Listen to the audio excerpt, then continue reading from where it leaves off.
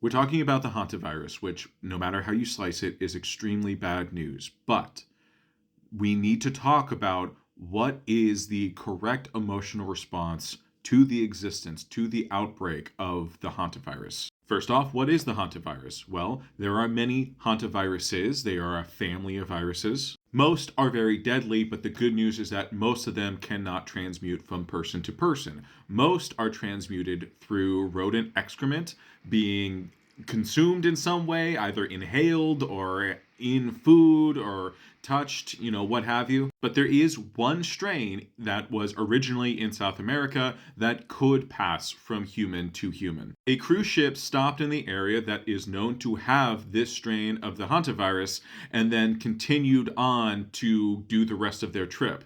Passengers on the cruise ship started to become violently ill and a few started to die. An elderly male passenger was the first to die on the cruise ship, and after his passing, his wife was then allowed to leave the cruise ship and start to fly home, but she collapsed and died in the airport of the same virus. Since then, at least one other person who rode on that plane has also come down with the hantavirus, which makes it pretty conclusive that it is the strain that can pass from person to person. But that also means that every other passenger that was on that plane or in that airport, and then every other plane that they got onto, is also possibly a carrier for the disease. And yes, these were international flights, so there is a possibility that there are carriers around the entire globe by this point. Now, with all of that information, you, like everyone else, are probably sitting there going, oh no, it's another COVID situation. But possibly even worse,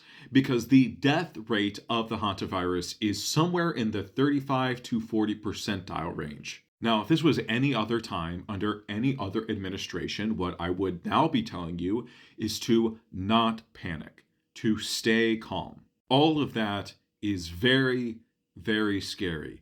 However, there is no proof that it will be a COVID-like situation. There is no proof that this is going to lead to a pandemic. It is still possible that this outbreak can be contained. Because even though more people who catch hantavirus the first time die compared to people who catch COVID for the first time, we have to also remember that COVID is the most infectious disease that has ever existed. The reason why COVID got so bad so quickly is because it was able to transmit from one person to the next person better than anything has ever done that before, by a pretty wide margin. And at this point in time, we don't know if the hantavirus is able to do transmission anywhere near that level, which means that through contact tracing and quarantining whenever and wherever we find it, it is possible to bring this outbreak under control still. But the question now is, will we? Because here's the thing, at the time of me recording this, I haven't found any evidence of anyone with the hantavirus in the United States. But if someone with the hantavirus does make it to the United States and there is an outbreak in the United States, we have essentially no means to respond to it because all of the people who normally track those things and respond to those things have basically all been fired from the federal government. The federal government, the CDC, they are not reliable resources to look to figure out how to respond to a disease like the hantavirus. Which means I can't give you the advice that would usually be the advice in this situation, which is sit tight, wait, stay calm, and listen to the experts when they come out with information. Or at the very least, I can't point to the usual organizations that are supposed to be where experts are getting together and putting together strategies to respond to this type of stuff. So unfortunately, I can't say to just sit tight and effectively do nothing and wait for further instructions.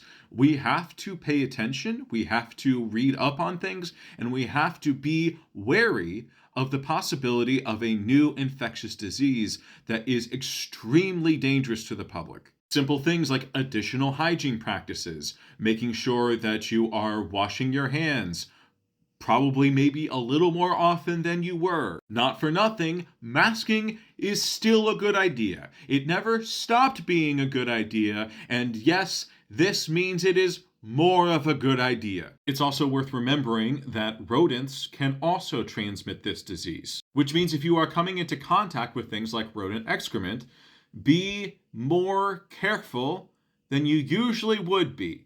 Wear some more PPE. Do more cleaning around the house or areas where you know rodents are able to find their way into. If you find a rodent, don't just pick it up. That's not your pet now. And finally, if you are experiencing any of these symptoms, fever and chills, muscle aches, especially in thighs, hips, and back, headache, fatigue, nausea, vomiting, diarrhea, abdominal pain, cough, shortness of breath, tightness in the chest, fluid buildup in the lungs, or low blood pressure and irregular heart rate, please treat that with caution. Do not go to places where people congregate.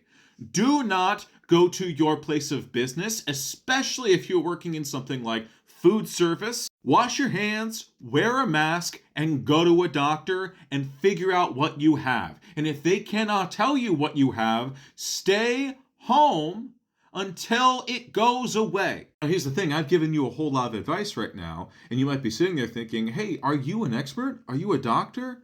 And the answer is no, I am not. But also, the advice I gave you is basic shit that's good to do anyway. Wash yourself, wear masks when and where you can. Don't pick up random animals and just handle them. Clean your house. And if you're sick, go to a doctor. If you need someone with a medical degree to tell you all of those things, I'm sure you can find someone who's willing to, and also I hate you. Because you are likely a person who has helped create a world where I cannot tell my audience to just wait for further instructions. Instead, I have to tell them about something that sounds scary, but might not be scary, but instead I have to say, you must be scared about it because it's our only fucking option. So yeah, to sum up, this is not a pandemic. This is not COVID 2.0. It might have the ability to reach a similar level of being dangerous, but we don't know if that's possible yet. Until we know whether or not it is possible, do not panic, but please practice increased levels of caution. Because, and I really want to emphasize this point, the things that you would do under increased levels of caution are just good things for you to be doing anyway as a human being alive on Earth.